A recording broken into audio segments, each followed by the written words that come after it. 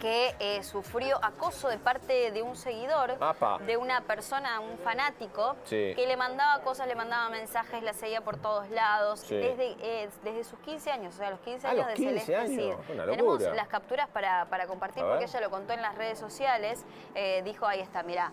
Cuando tenía 15 años empecé a recibir regalos de una persona en mi lugar de trabajo.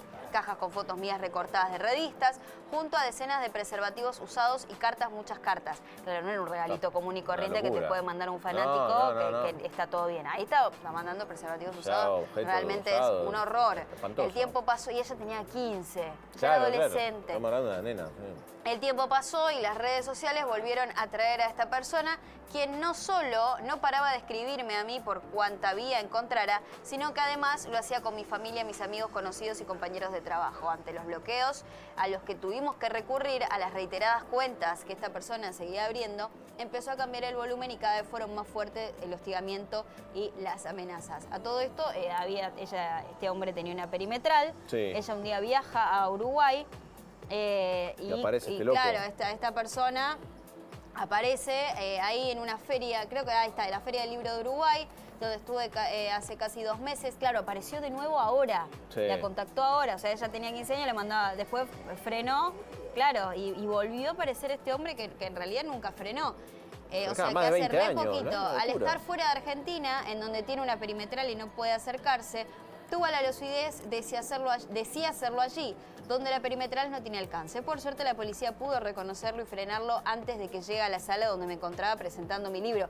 Claro, imagínate igual vivir con miedo. No, una locura. Porque ella dice, bueno, me voy a algún lado y aparece este tipo que desde los 15 años le mandaba estas cosas espantosas. Estamos a la espera de que un juez vea la gravedad del comportamiento sistémico que esta persona mantiene por más de 20 años. Hoy ya me genera miedo, no puedo desoír sus amenazas. Bueno, es más largo el comunicado, le agradece a la doctora Melissa García Abogado por estar acompañándome, está asesorada, por supuesto, la actriz Celeste Cid, que confesó que tiene un acosador. Ahora vamos a tomar contacto con Cecilia Albamonte, que es psicóloga forense, para que nos cuente un poquito más sobre cómo actuar ante estas situaciones, qué es lo que hay que hacer, cómo proceder también, si hay una persona, porque no necesariamente tiene que ser famosa. Celeste Cid contó en sus redes sociales y lo hizo público, pero debe haber un montón de casos.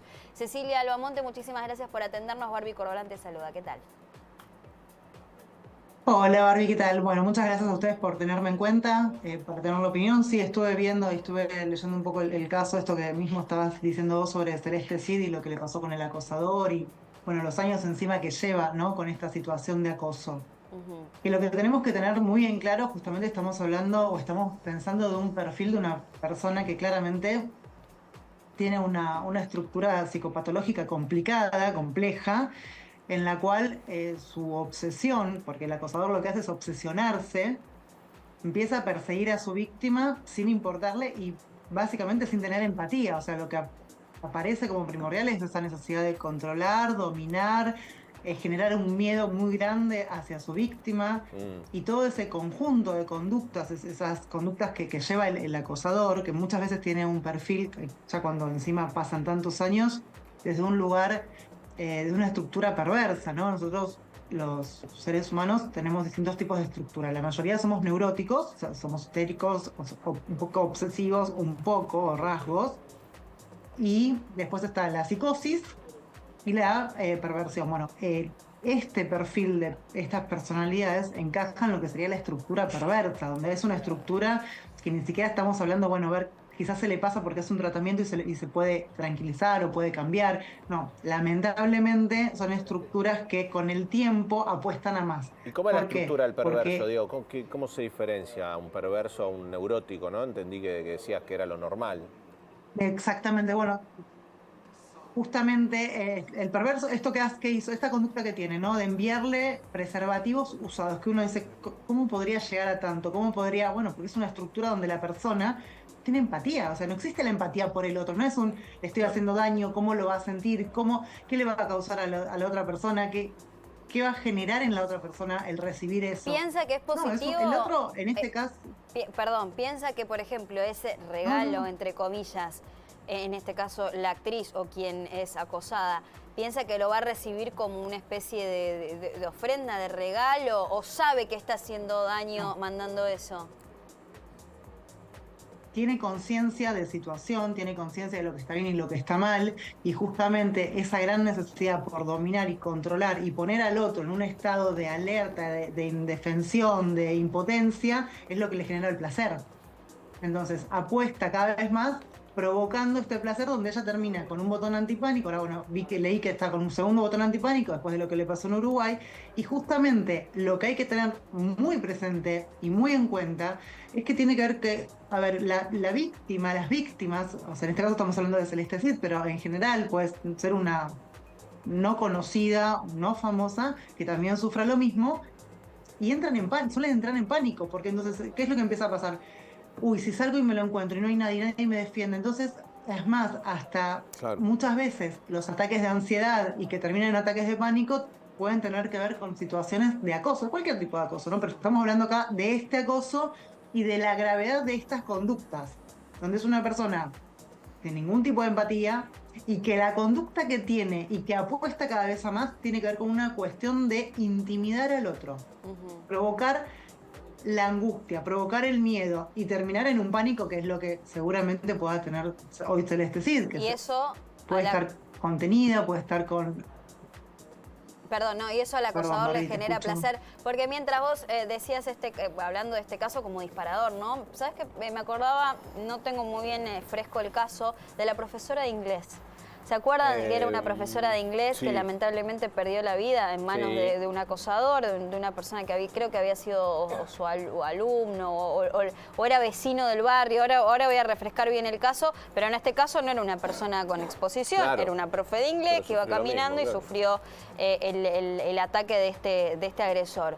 Cecilia, ¿cómo es o cómo hay que hacer este tipo de denuncias? ¿Cómo hay que proceder para que se te escuche también, ¿no? Porque uno puede decir, no, tengo un acosador, bueno, y a veces se minimiza, bueno, por ahí puede ser solo por Instagram y nada más.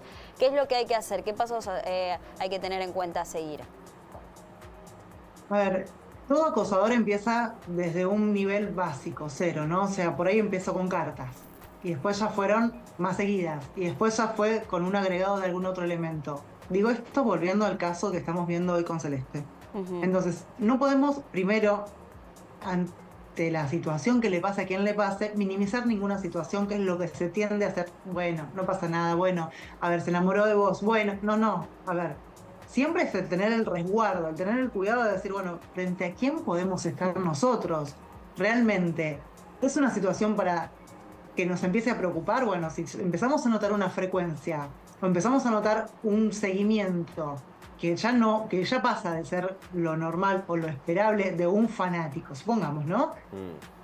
Y hay que dar sí o sí aviso a la policía, hay que hacer una denuncia. Y muchas veces, ¿qué pasa? Bueno, no, por ahí no es para tanto, o minimizan o no se quiere tomar una denuncia. Y es pedir que se la tomen la denuncia, es realmente intentar que se lleve a cabo los pasos procesales, los pasos procesales judiciales que tienen que llevarse a cabo a partir de una denuncia, una investigación. Son personas que tienen que ser evaluadas, que tienen que haber un psiquiatra, un psicólogo, a ver qué estructura realmente pueda tener esta persona.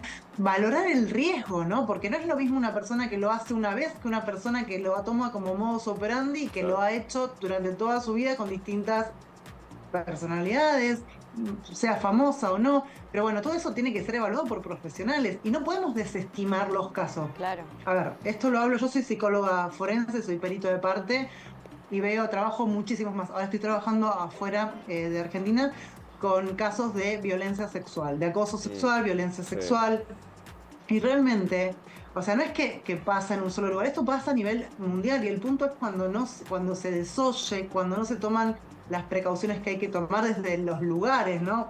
Vuelvo. ¿Cuál es el lugar? Y que el órgano judicial tiene que actuar, no puede que le denuncien, bueno, un fanático más. O sea, perdón, encontré el caso. O la maestra, bueno, el alumno.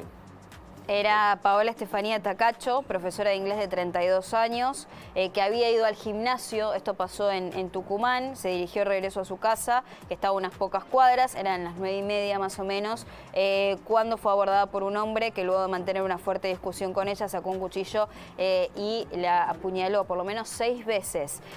La primera fue por la espalda cuando la mujer quería dejarlo atrás y escapar. Él había sido, bueno, esta chica lamentablemente murió en el lugar, fue asesinada en ese lugar en la calle, pero esta persona, este hombre era su alumno, Mauricio Parada Parejas, un hombre que había sido su alumno en las clases de inglés que la joven impartía en un terciario en 2014. Esto pasó en 2020, mirá la cantidad de tiempo. 6 años. Y ahí lo vemos también con Celeste Cid, Cecilia, que ha pasado muchísimo tiempo, desde que ella tenía 15 años. Ahora la Feria del Libro de Uruguay. Más de 20. Claro, ¿y estas personas no dejan su obsesión de lado? Justamente lamentablemente, en vez de que dejan la obsesión de lado o que cambie el personaje, tienden a que cada vez se obsesionan más, ¿no? O sea, si logré por ahí generar un poquito de miedo, bueno, voy por un poco más. La perimetral se presenta en Uruguay, y en Uruguay la perimetral, ¿qué me pasaría? No me pasaría nada, entonces voy a Uruguay. O sea, justamente, como tienen una personalidad desde el lado del delito, una estructura delictiva, no están midiendo el riesgo, no están preocupados por si los agarra la policía o a ver cómo se van a manejar o cómo van a reaccionar frente a una posible situación compleja. O sea, es justamente la palabra de la obsesión, ¿no? Ellos tienen un punto, una víctima, un punto de fijación, y con ese punto de fijación se manejan en lo que quieran hacer para conseguir su objetivo.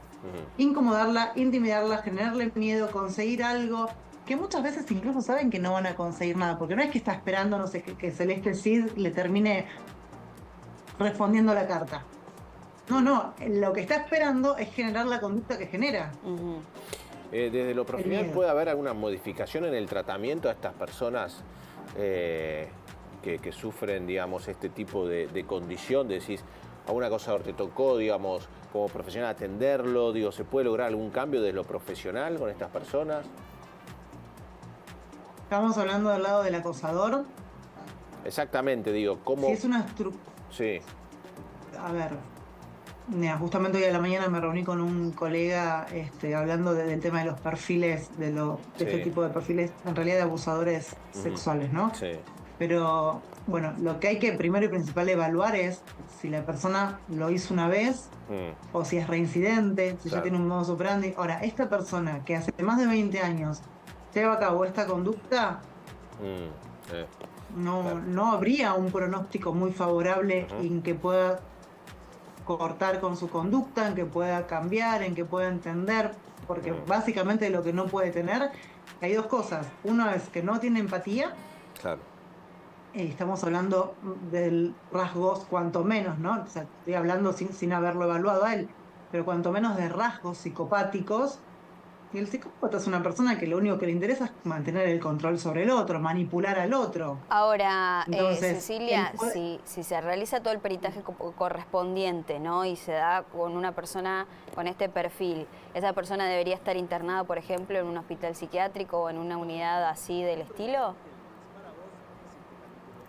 En realidad, a ver, vamos a volver a lo mismo. Si es una estructura perversa, que no es una persona que está atravesando un brote psicótico, que de golpe le vinieron voces y le dijeron, hablale a Celeste, que es la mujer de tu vida y que se va a casar con vos y acosala. O sea, eso sería una psicosis. Estamos hablando de una perversión. O sea, podría estar preso. Tiene que estar detenida. Claro, preso entonces. Tendría que estar detenida en un penal, no en un psiquiátrico. Tal cual, ahí está.